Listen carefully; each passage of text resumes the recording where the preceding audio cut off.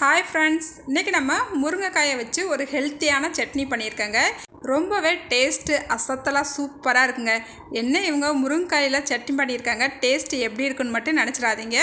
Taste பக்காவாக சூப்பராக இருக்குங்க. இட்லி தோசையோடு நீங்கள் சாப்பிட்டு பாருங்கள், செம்ம டேஸ்ட்டாக இருக்குங்க. அதுக்கப்புறமா முருங்கைக்காய் வாங்கினீங்கன்னா இனிமேல் இந்த மாதிரி தான் சட்னி செஞ்சு சாப்பிட்ணுன்னு விருப்பப்படுவீங்க.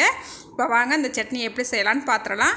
பாருங்கள், 4 முருங்கைக்காய் எடுத்துருக்கிறேன் நாளைக்கு. அந்த முருங்கைக்காவை கொஞ்சம் நீளமாகவும் நல்லா தோலெல்லாம் எடுத்துகிட்டு இந்த மாதிரி கட் பண்ணி எடுத்துருக்கிறேன். இப்போ தண்ணியில் போட்டு நல்லா ஒரு தடவை அலசி எடுத்துக்கலாங்க.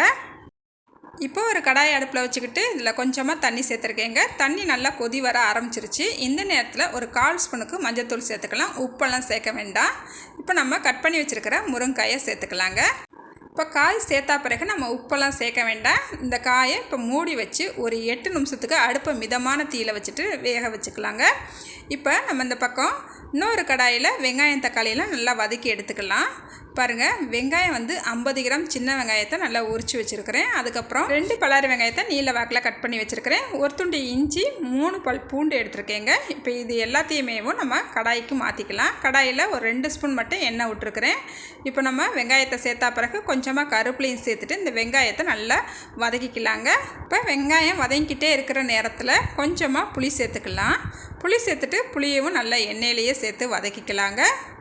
இப்போ வெங்காயத்தை 2 நிமிஷத்துக்கு நல்லா வதக்கிக்கிட்டாச்சு. அதுக்கப்புறமா 3 தக்காளி பழத்தை நல்லா பழுத்த பழமாக எடுத்துகிட்டு நல்லா கட் பண்ணிவிட்டு இப்போ சேர்த்துருக்குறேன். இப்போ நல்லா ஒரு தடவை கலந்து விட்டுட்டு இந்த தக்காளி வெங்காயத்துக்கு தேவையான அளவு உப்பு சேர்த்துட்டேங்க. கொஞ்சம் வீடியோவில் எடுக்க விட்டு போச்சு.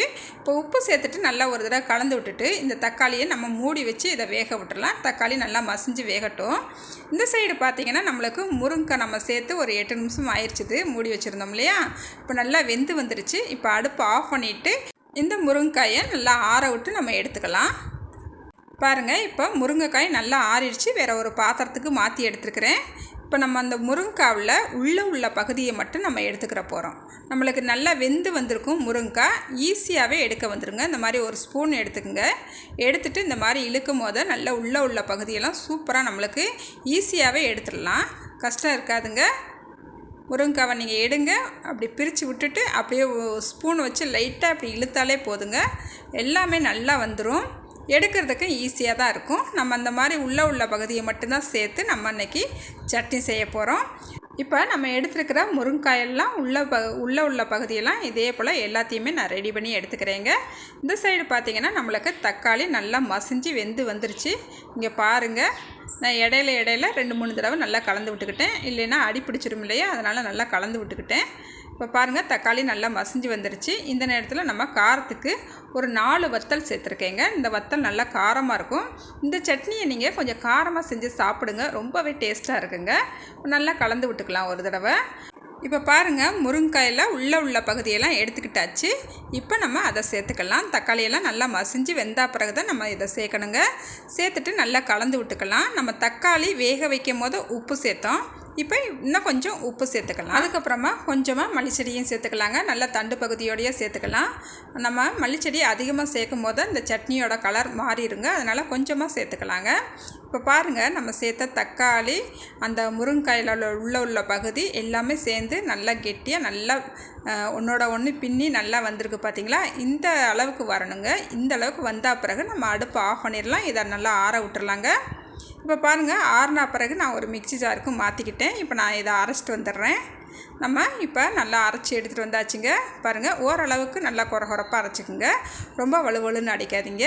இப்போ நம்ம இதை ஒரு பவுலுக்கு மாற்றிக்கலாங்க. சட்னி நல்லா அரைச்சி எடுக்கும் போதே நல்லா கமன்னு வாசனையோடு இருக்குங்க. இப்போ இந்த சட்னிக்கு நம்ம ஒரு தாளிப்பு கொடுத்துடலாம். பாருங்கள், கடுகு, உளுந்தம்பருப்பு, கருவேப்பிலை, வத்தல்லாம் கிள்ளிப்போட்டு நல்லா தாளிச்சிருக்குது. செம்ம வாசனையாக இருக்குது தாளிப்புமேவும். இந்த முருங்கைக்காய் சட்னியை இட்லி தோசை இதோட சாப்பிடும் போது டேஸ்ட்டே சூப்பராக இருந்துச்சுங்க. நாங்கள் காலையில் ப்ரேக்ஃபாஸ்ட்டுக்கு இதை தான் எடுத்துக்கிட்டோம். ரொம்பவே ஹெல்த்தியான டேஸ்ட்டான இந்த முருங்கைக்காய் சட்னியை நீங்களுமே மிஸ் பண்ணாமல் ட்ரை பண்ணி பாருங்கள். ட்ரை பண்ணிவிட்டு எப்படி இருந்துச்சுன்னு மறக்காமல் கமெண்ட்டில் சொல்லுங்கள். இந்த வீடியோ உங்களுக்கு பிடிச்சிருக்குன்னு நம்புகிறேங்க. அடுத்த ஒரு வீடியோவில் பார்க்கலாங்க. பாய்.